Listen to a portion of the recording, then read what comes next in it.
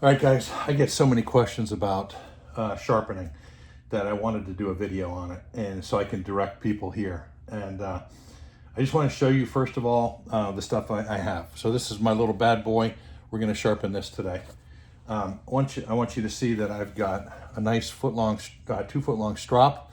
I make this myself, and I love it. These are absolutely amazing. So that's my strop, and I've used that for about 20 years. They shouldn't wear out on you. I have a very small diamond sharpener, and this is super fine, the red. You get these for about $6 on Amazon, okay? I also have a little coarser diamond in this plastic case here. A little coarser diamond, all right? And with a ceramic back. A little coarser diamond, a little ceramic back. So I have those as part of my kit. These right here go with me when I'm backpacking, when I'm, maybe not always when I'm backpacking, but definitely when I'm canoeing. And definitely if the trip is 4 or 5 days long, I bring that. And the back of my belt works for my strap. Okay, so I have that. Next thing I have is I have my luxury kit, I call it. So my daughter gave me this nice case. It's a gun case, but she gave me this nice case, and I turned it into a full bore sharpening kit. I carry some normal.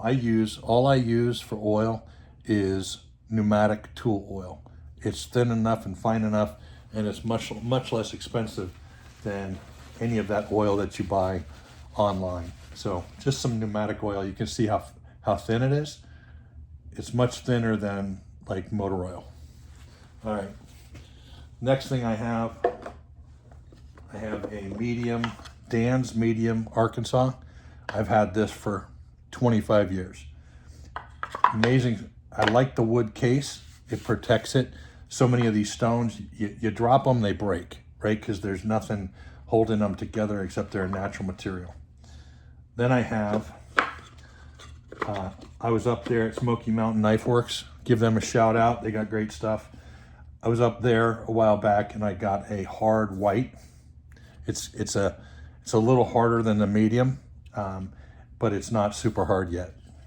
And then I got a black hard, which is really beautiful, and it's the next level up, and it'll polish a blade, right?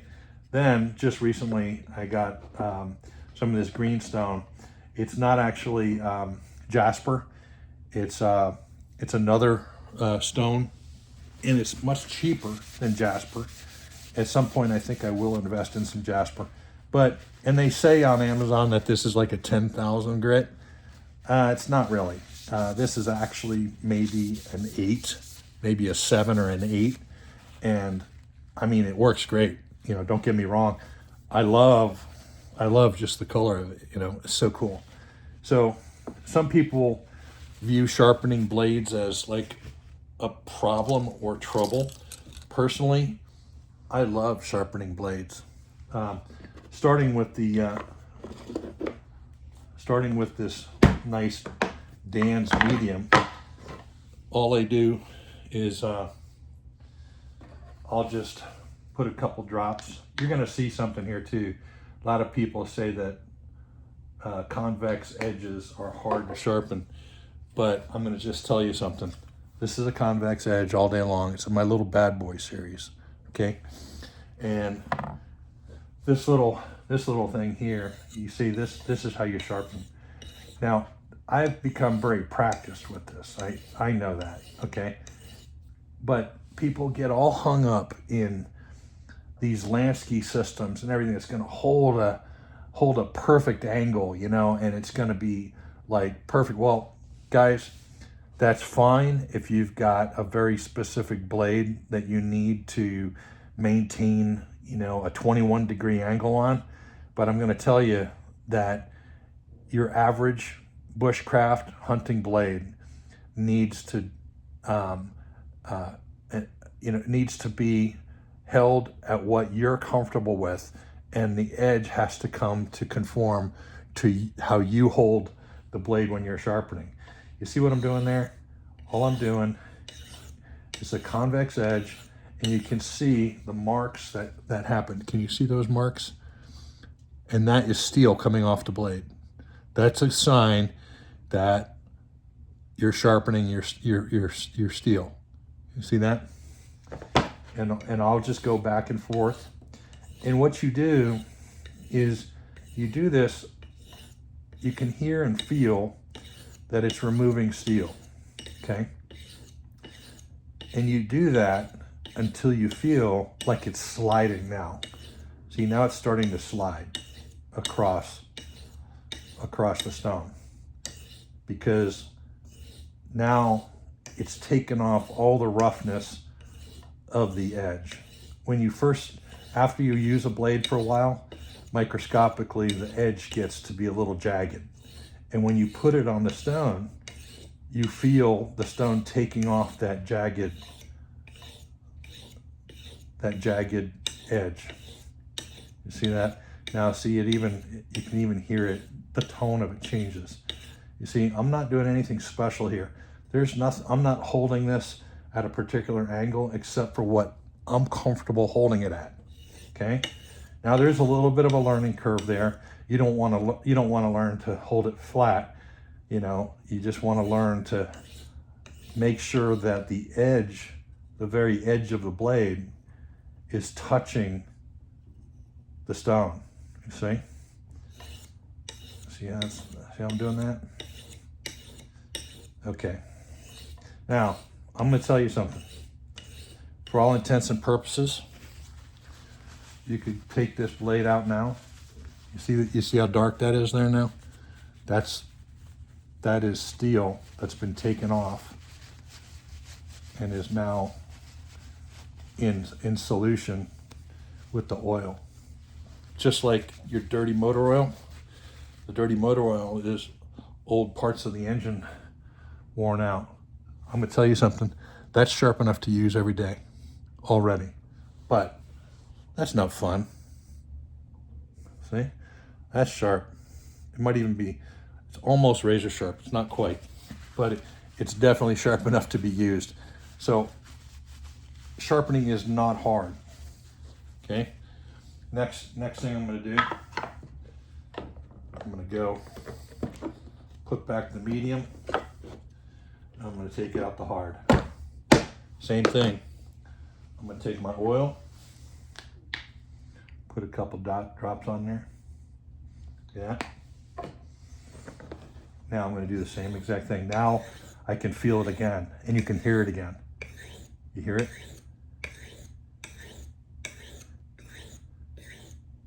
You hear it? Now it's starting to change as you cut. It's starting to change already. It's starting to change how it sounds, because now it's even finer than it was on the medium Arkansas. You can see how the steel is making the stone dark.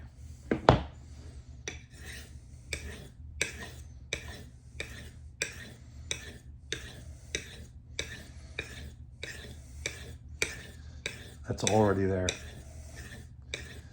The reason I like 80 CRV2 and I typically harden my blades between 58 and 60 is because that's how quick it'll sharpen. 80 CRV2 has 0.8% carbon. It has chrome, has vanadium in it, and carbon, chrome, and vanadium. And you can think about that chrome and vanadium as different size balls. You can, the carbon is, say, the size of a basketball. See, and then the chrome is the size of softballs on a molecular level. And then the vanadium is the size of golf balls. And what that does is when you pack them all together on a molecular level, what happens is the the microscopic edge has no gaps in it, and it's very sharp. Instead of being like a saw blade, it's actually like a razor edge, smooth, made smooth. Now see, that's already sharper. You see that? And that's with the harder stone. So now let's go up one more. Actually, I'm gonna do the full range here just so that you guys can see it. And now I go, and here's the black. And I'm gonna go ahead and I'm gonna put some oil on that.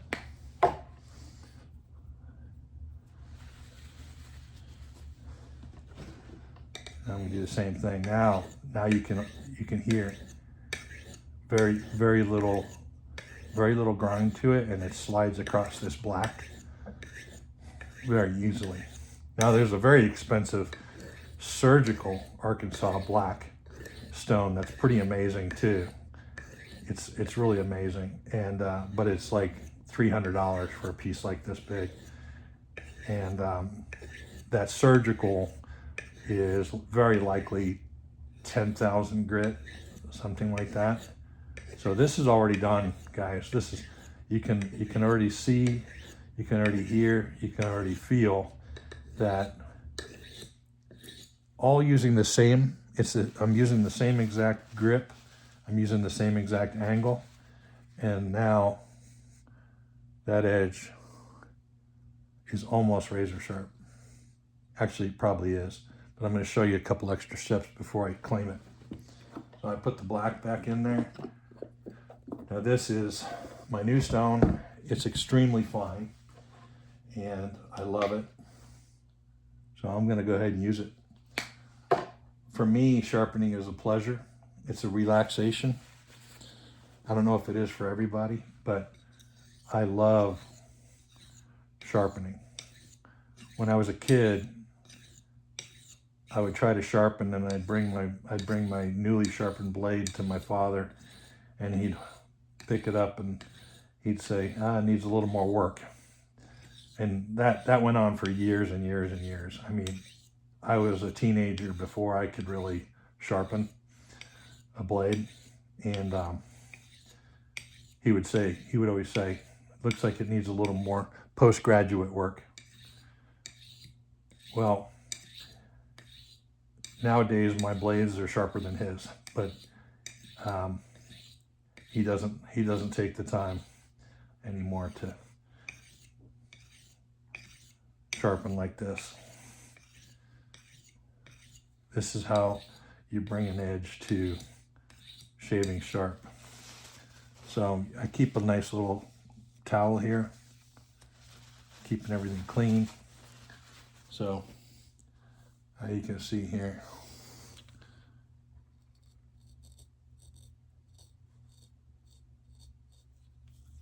see the hair? It's shaving sharp. That's how you do it. What was that? This video is 13 minutes long right now, and it's a shaving sharp blade. Now, what I'm going to do is I'm going to take this one step further, just for you guys.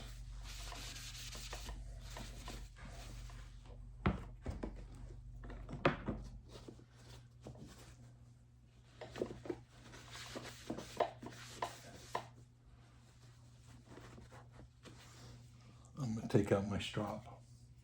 Let me show you what I do with a strop. So this strop has been used forever, and all you do here, it's like smearing peanut butter. Okay, I sell these strops. I don't make money on these things. It's like I think I charge like $20. It's that much in materials and everything in time, but you can see I'm just like smearing peanut butter. See that? And I love a nice long strop. These little short things, they're just, in my mind, they're just kind of a waste of time. See that? If you're thinking you're going to strop in the field, that's fine. It's nice and light, but the reality is a long strop allows you to do that nice long stroke. You see that? And I started out with a strop by itself, but by putting the leather on a nice piece of wood, it really helps the strop cut.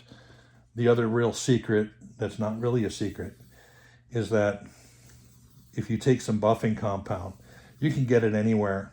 I use black. Some guys use green. I use black. There's no reason to just use green. Black really cuts the steel and it polishes it nice and quick. I use a black polishing compound. You can get it at any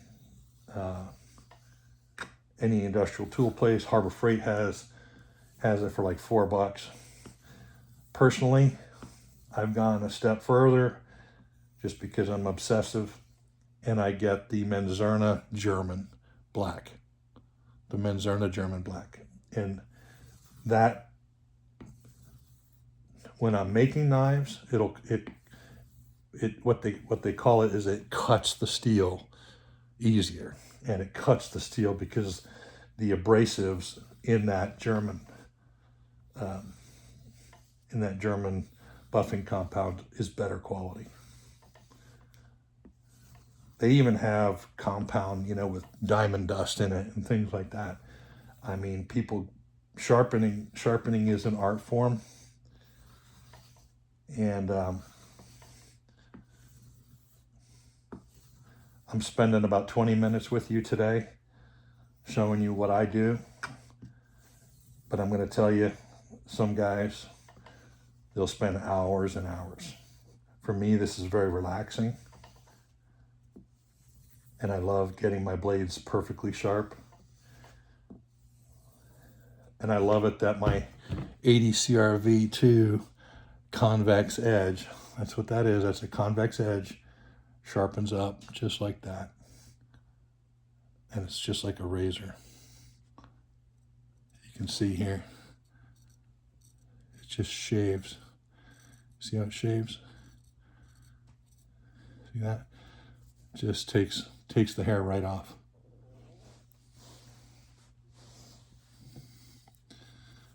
So people will sell you all the gimmicks in the world, but what do you got here? You got the world's oldest materials, 4 natural stones. Okay, they're not even manufactured. You got Arkansas soft stone. I think that the other stuff is selenium, the green. It's not jasper, and I don't think they're not selling it as jasper, but and they don't even tell you what the stone is. But I've guessed that the stone is selenium or something like that. But there you have a razor sharp edge. And the cool thing is that convex edge, did you see, was that hard? No, it wasn't hard. And that convex edge will keep an edge longer than anything else because it's thicker right behind the edge, keeps more steel right there, supports the edge. I don't want people to do this with their little blades, but I can baton with this because it's so strong. Got a full tang. This is my little bad boy. I carry this everywhere I go. So that's my little bad boy. I just sharpened it up. I enjoyed spending 19 minutes with you. I hope you enjoyed, guys. If you have any questions, just reach out to me. I'm on Instagram, Canoe Brand Gear, and the YouTube thing is a little bit new for me, but I wanted to do this so that you guys have a full tutorial on sharpening, and I wanted to take the mystery out of it for you. Okay, get some nice stones. Invest in some stones, and you'll love it. Don't get them all at once, and enjoy collecting good stones. My next thing is probably to invest in a $300 surgical Arkansas black. Anyway, have a great day, guys. Enjoy the woods. Go out there. Go on your next expedition with a sharp blade.